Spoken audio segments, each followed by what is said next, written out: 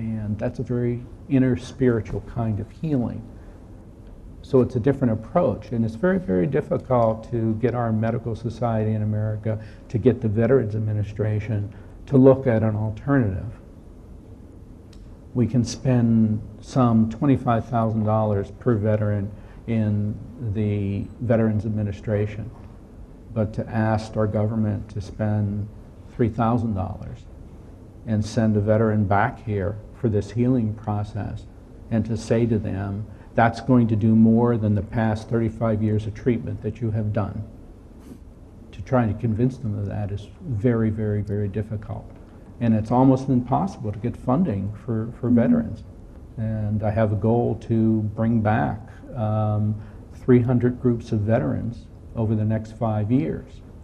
We have an aging process that's happening. We have 5 to 7 years to bring these veterans and family members back, and that can make a tremendous difference in their lives. But trying to obtain funding is virtually impossible, especially in this economy, and to convince people that this works. But we have evidence. We now have 10 years of evidence to say this process works. And we have many people that can testify to what's happened to them by coming back and being able to experience this kind of healing process. That's why our organization, American Veterans Quest for Peace, is a non-political, non-religious foundation. It's to be able to address things in a more of an eclectic way, to allow everybody to come into the process and experience healing in a different way. So you talked about how the children of the American veterans can help in reframing their connection to Vietnam. With your experience, Crystal, this time after this trip, how do you think everything will change? When Tony talked about children of veterans with PTSD also experiencing symptoms of PTSD of their own, I definitely fall into that category. My father had severe symptoms of anxiety, depression, wanting to stay away from his family all the time, not being able to get close to people.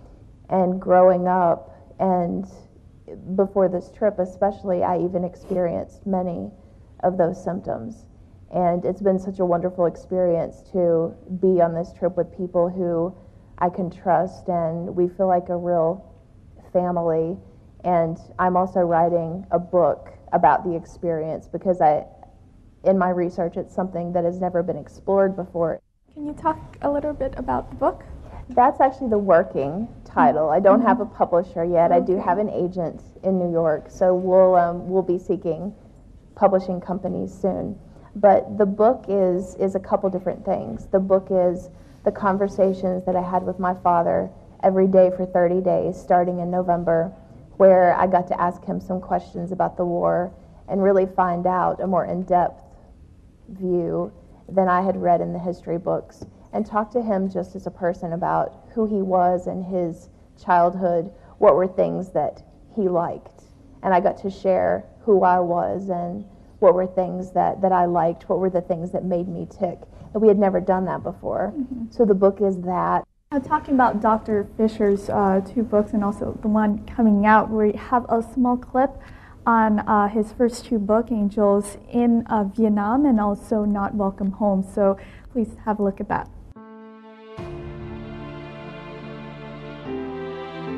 John Fisher's debut novel, Angels in Vietnam, is represented as a fictional story surrounding the life experiences of a soldier in Vietnam, Charlie Armfield. Brilliantly woven into the novel are composite events of the author's life journey as a soldier and warrior. The book provides profound insights into the process of mending the wounds of war. Charlie's homecoming does little to ease the conflict in his soul, so he undertakes a journey into redemption and awareness.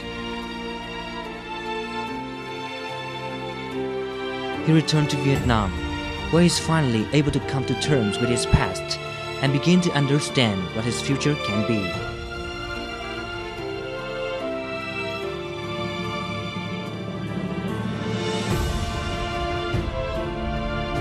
Not Welcome Home is a suspense novel about a veteran's journey back to the scenes of his nightmares. From the novel, some would probably learn for the first time that many American veterans had returned home after the Vietnam War and has been shocked right upon their landing at the airport by the fact that they were not welcomed home as heroes. They then felt afflicted by war obsessions, which readers can see throughout the book.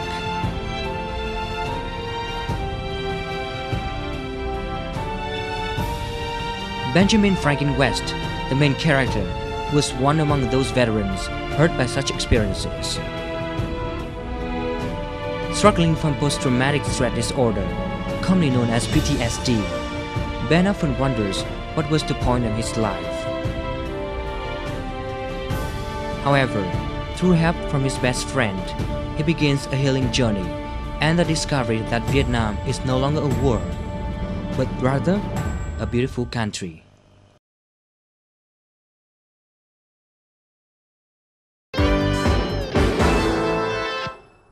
Now to Dr. Fisher, we have two of your books here, Angels in Vietnam and Not Welcome Home. Can you tell us a little bit about these two books? Well, these books were written as therapy for myself. And the first one, after I'd gone through a lot of processing, I decided I needed to start telling my stories. We don't have that opportunity in our country to do storytelling. And this was the way I chose to do it. My first book is Angels in Vietnam. And so although I wrote it as a novel, a lot of my stories and some of my comrades' stories, a lot of times you hear all these stories and they soon become your nightmares as well. So I wanted to write fiction for that purpose so that I could incorporate a lot of different stories and not put the implication all on myself. But then I traveled back to Vietnam after the first book, and then I organized another trip back to Vietnam, and then I wrote my second book, Not Welcome Home, which is a story about a man who goes back to Vietnam after the 30 years after the fact to discover. I want to ask a little bit more about your two books now. How long did it take you to write the books? The first book was extremely difficult for me, and I was in the early processes of my processing. And I had psychological help for a while, and I started journaling while doing that. And my therapist suggested, well, maybe you want to write a book about this. And so that's when I started it. But it took me 5 years to do it. And I put it down many, many times. I cried millions of tears while writing it. And there were times I thought, I can't do this. But somehow I stuck with it and finished the first book. The second book only took a year.